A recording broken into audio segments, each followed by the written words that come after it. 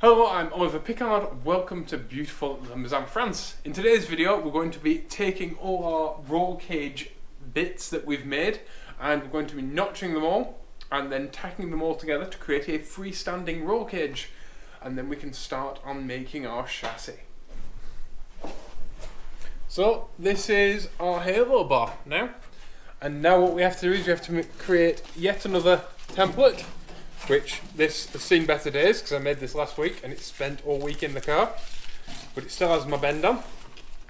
So now we have to create another template that actually fits the steel rather than just being in an imaginary spot, and go and bend two front legs, and then we can notch it all and tack it all together and we have ourselves a freestanding roll cage.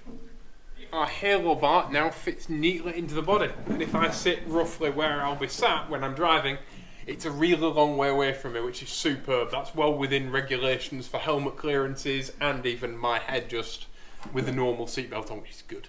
Because I want to be able to fit harnesses to this car, but the last thing you want for an everyday driven car is race harnesses, especially when you have a partner that likes to wear nice dresses and things like that. She doesn't want to get out, or even if you're in a nice iron shirt, you don't want to get out all scrunched up and, you know. So I want to be able to use normal seat belts, and I will be able to with this roll cage. There's more than enough clearance, and I'm happy about that. Now this is my template for the front, and I'm tucking it, same as everywhere else, as tight in as I can. Now my door hinge is going to be attached not to this piece of steel, but to my roll bar. To my roll cage, to the front legs of it, obviously to reduce weight and stuff like that, and it's super stiff and it's there, so I'm bringing it down nice and tight. I've marked it at the top where it touches the halo bar and where it comes right down to here to the floor, and there will be a door bar in this car. This is the first time I'm talking about this, but the door bar will be built into my sill, so there won't be anything to climb over when you get in. The door bar will be right there. So this bar will go down to a bar that's actually inside the sill, and the roll bar will disappear into the sill. There'll be a cutout that the roll bar will then fit into, because this is all part of integrating the chassis into the roll cage and vice versa. And the same at the back as well. The main roll hoop will be integrated into the sill. Our door bars are in the sill, and that keeps everything super tight and tidy and tucked in together, but it also keeps it really strong and stiff. And if you remember back when we made our inner sills and we dimple dyed all the inner sills, this is why we did it. Because, as many of you will know, when people make welding roll cages, they often put a dimple dyed strip between the shell of a steel car and the roll cage. I can't do that because my roll cage is of course steel, but my body is fiberglass. But our dimple dyed strip in this case can go down here between our door bars, and it creates our inner sill and a reinforcement for our door bars. So it strengthens the chassis yet again, and it will tie the door bars to the front bar to the main roll hoop of the car, making everything just as strong as I can possibly make it without adding any weight. So now what we have to do is we have to bend up some forward legs of our roll cage.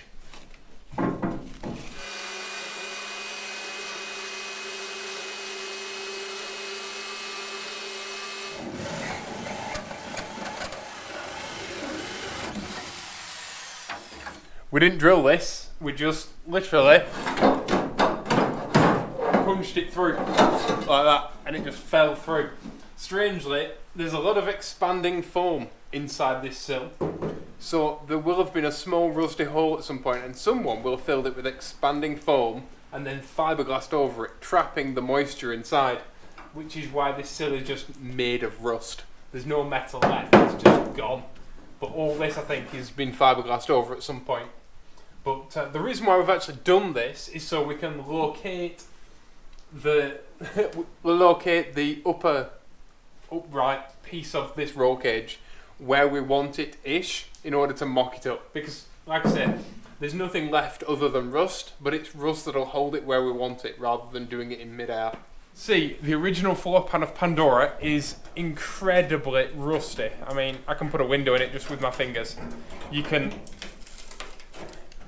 actually open it up by hand, which is nice, but you can actually see the strengthening ribs and stuff that were originally in this chassis. This rust is not GTM's fault. This is a car that has had a very, very long life and has had many, many, many owners, and at one point I think has been parked like half on grass and been left in a garden for quite some time. But also there's evidence on over here. There is foam inside the foam with rust stuck to it. So at some point someone has filled this with expanding foam and then probably fiberglassed on top of it to make it look good, probably to sell it.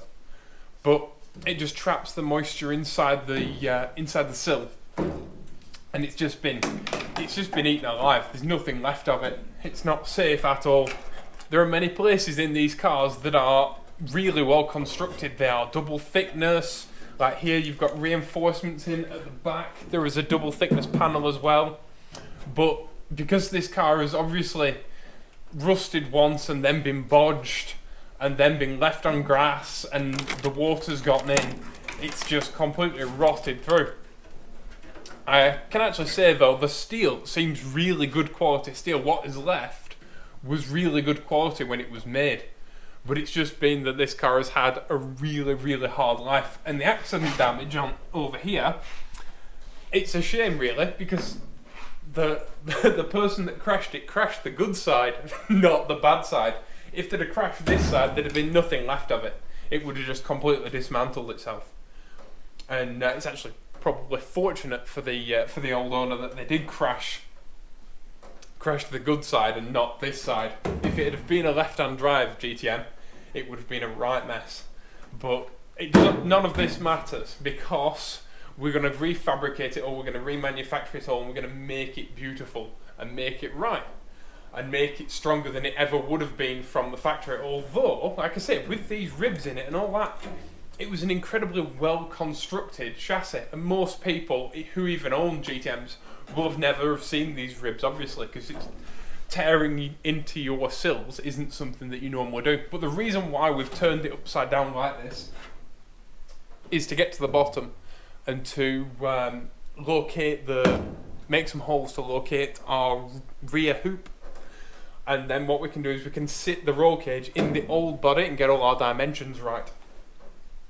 But like I say, even old Cox GTM owners who've had them for years will have never have seen these reinforcement braces and stuff like that inside the sills, because obviously you don't open your own car up. But it just shows you how well constructed they were, because you can see the braces underneath, and here at the back you can see this double thickness panel. I mean, that's incredibly thick. Obviously it's where the old roll bar mounted to, but that's super thick stuff. It's just a shame really. I wish I could have saved this chassis, but as you can see, there's simply, between the fiberglassing of steel and stuff, there's simply nothing left, and it's not exactly stiff anymore. I mean, it's that's one hand. This chassis could have never been put back on the road. It just wasn't safe. Well, this floor pan anyway. But luckily, it's a semi-monocoque and not a chassised car, and so we can save that bit of it, and we can make a new this bit of it, and she can be beautiful again, and she can get back on the road, which is absolutely great news. It's not the end for Pandora.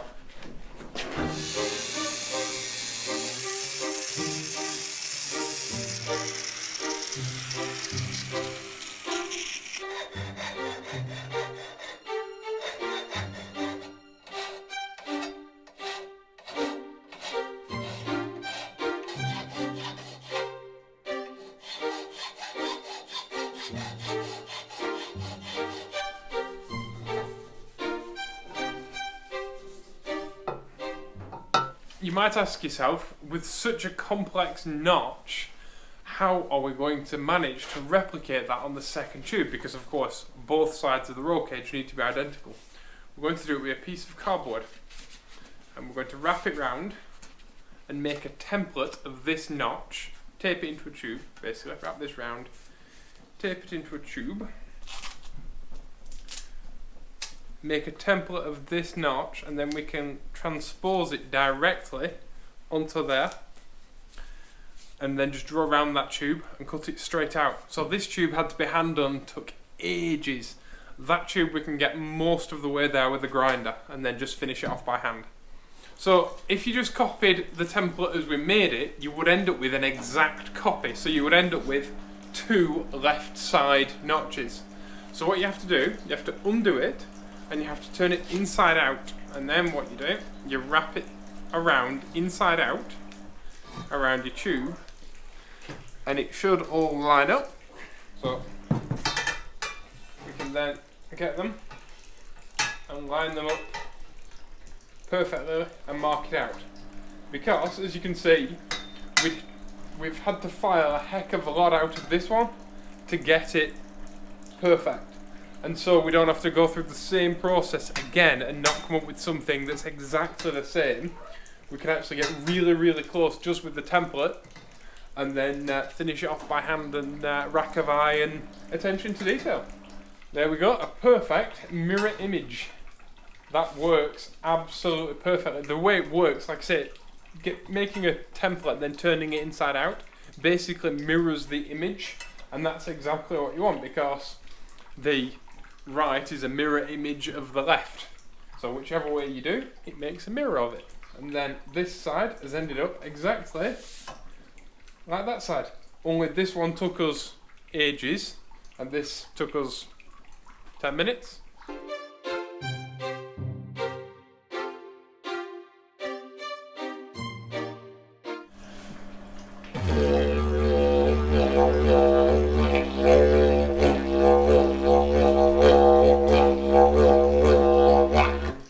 Well-tuned roll cage.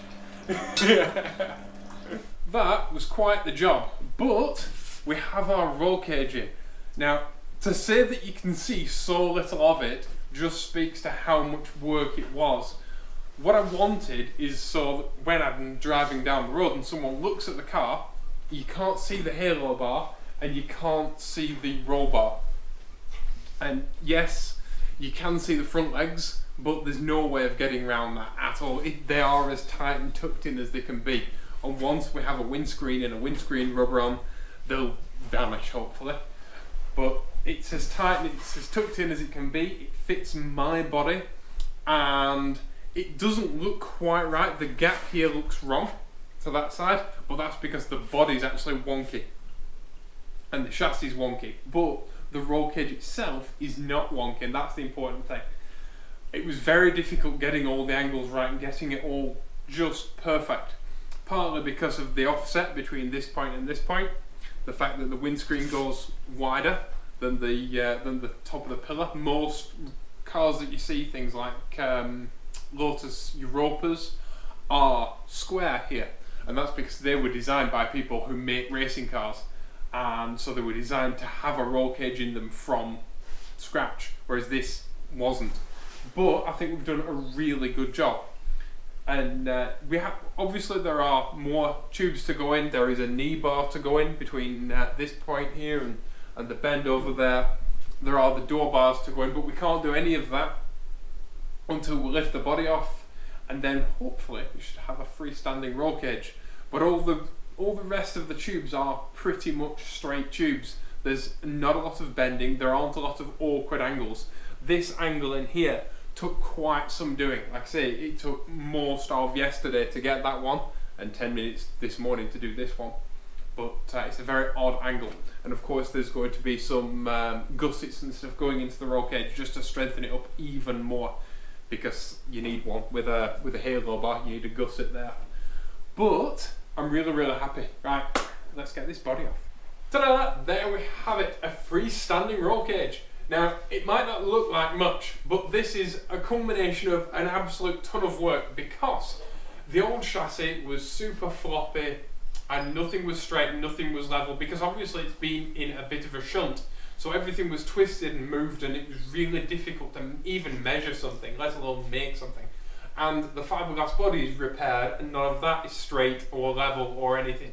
So we needed a basis from which to work, and this is it. We have our datum point, and now we can measure from one point to another point and know that things are straight, know that things are level, and know that things are where they should be.